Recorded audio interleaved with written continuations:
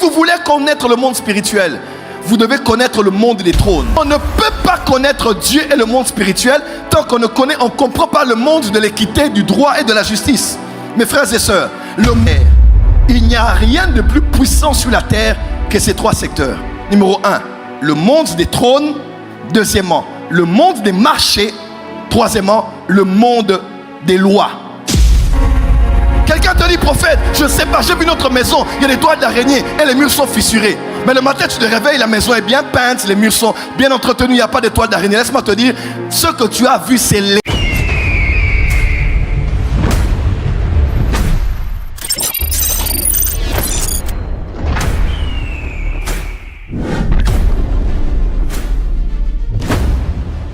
que les juristes vont mieux me comprendre ici. Dans les Écritures, la Bible mentionne que le trône de Dieu a été fondé sur la justice et l'équité.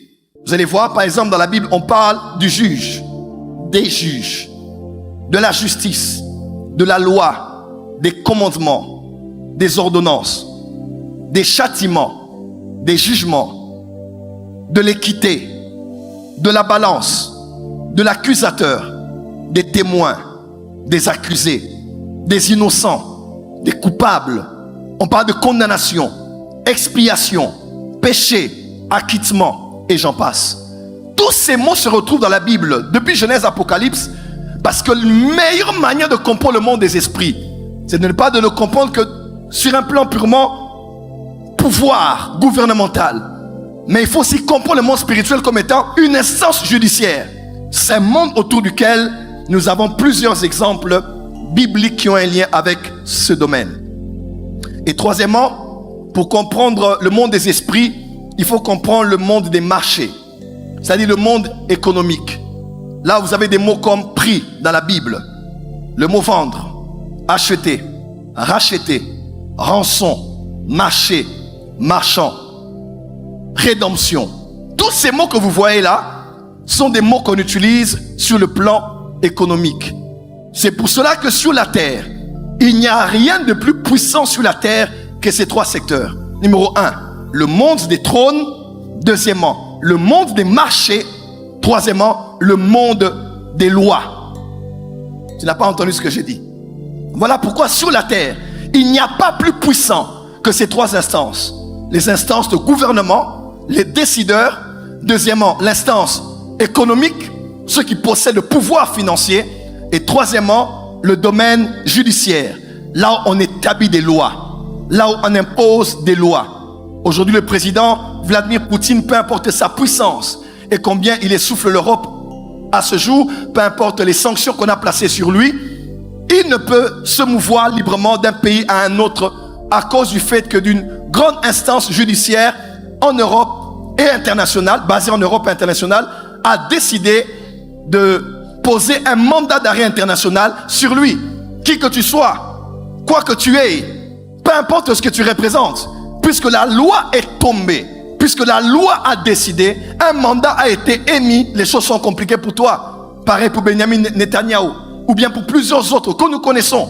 Lorsque la loi tombe sur vous, la justice tombe sur vous, plusieurs qui étaient ici au pouvoir se sont retrouvés en prison. On peut prier et prier et prier. Si ce n'est pas une grâce présidentielle, ce sera compliqué pour vous d'en sortir. Rien n'est plus puissant que le siège d'un juge, que le pouvoir d'un homme financier, mais aussi que le pouvoir d'un décideur. Amen. Si vous voulez connaître le monde spirituel, vous devez connaître le monde des trônes. Ça, c'est un autre sujet. Il y a beaucoup à dire à ce sujet. C'est aussi pour connaître le monde des tribunaux.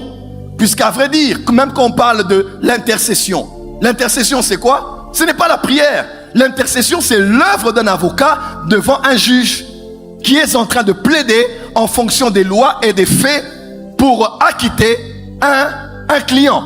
Donc, quand on parle de prier ou intercéder, on veut seulement dire faire le travail d'un avocat. On ne peut pas connaître Dieu et le monde spirituel tant qu'on ne comprend pas le monde de l'équité, du droit et de la justice. Mes frères et sœurs, le monde des esprits fonctionne comme le monde économique. Le monde des esprits fonctionne comme le monde de pouvoir politique. Le monde des esprits fonctionne comme le monde de pouvoir judiciaire. Et tous les mots bibliques, les verbes ou les mots sont généralement liés à cette manière de voir les choses. Mais ce soir, je ne parle pas du monde politique ni économique, je parle du monde politique ou bien judiciaire, je parle du monde économique. Et ici, j'aimerais vous parler de la loi des échanges et des commerces, parce qu'une manière de connaître comment le monde spirituel opère, et cette loi dont j'aimerais parler ici, c'est de comprendre les échanges et les commerces, puisque le monde spirituel fonctionne comme tel. Premièrement, que veut dire le commerce?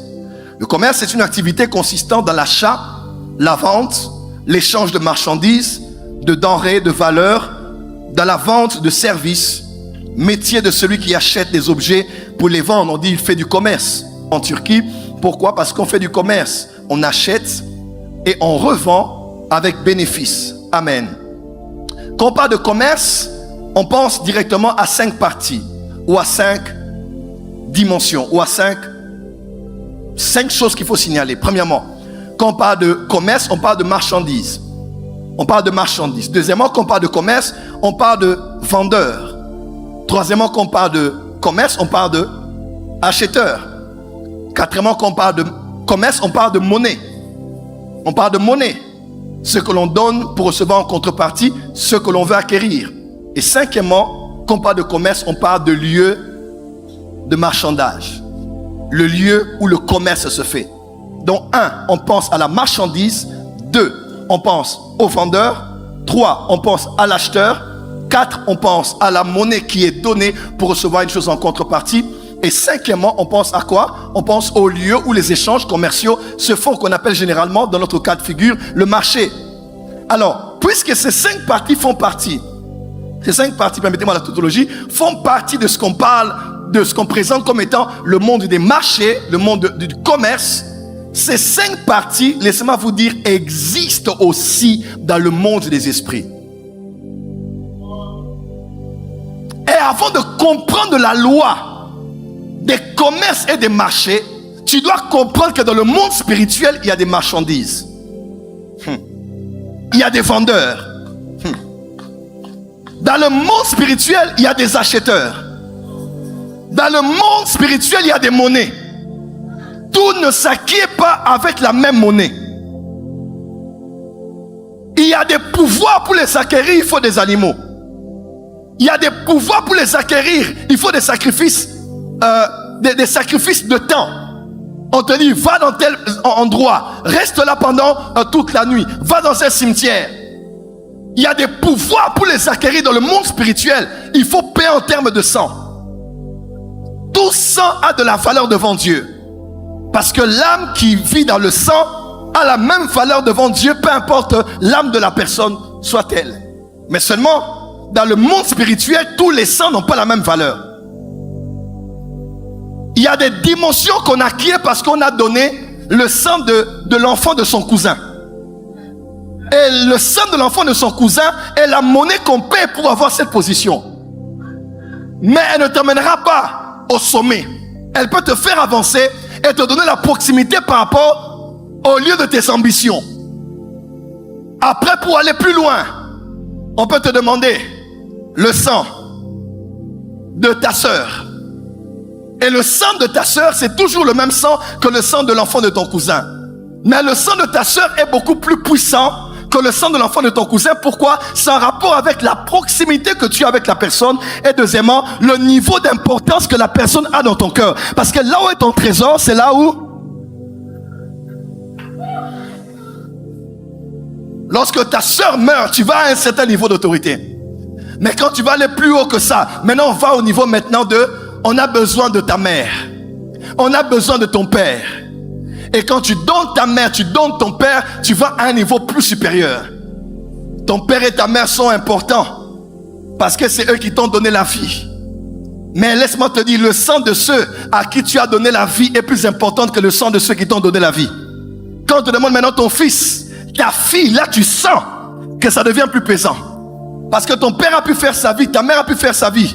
Mais l'enfant qui sort de toi, c'est un autre sang.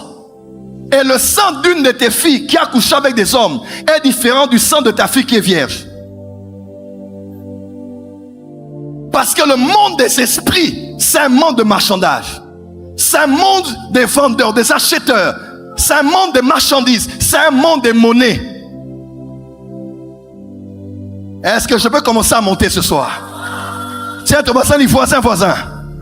La loi du commerce ou des échanges.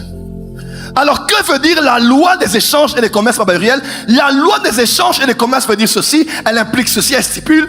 Elle implique que l'on peut payer ce que l'on veut à la valeur correspondante. On peut payer ce que l'on veut en donnant une valeur correspondante. Deuxièmement, je l'ai écrit. Cette loi explique que toute chose a un prix et peut être acquise par un paiement physique ayant une valeur correspondante ou proportionnelle à ce que l'on veut acquérir. Laisse-moi te dire, dans la loi des commerces et des échanges, vous devez savoir ceci. Dans le monde spirituel, toute chose a une valeur. Toute chose a un prix. Et même, les choses sur le plan physique ont une valeur physique, mais elles ont aussi une valeur spirituelle. Parce que je vous ai parlé de la loi de la bipolarité ou de la loi de l'équilibre.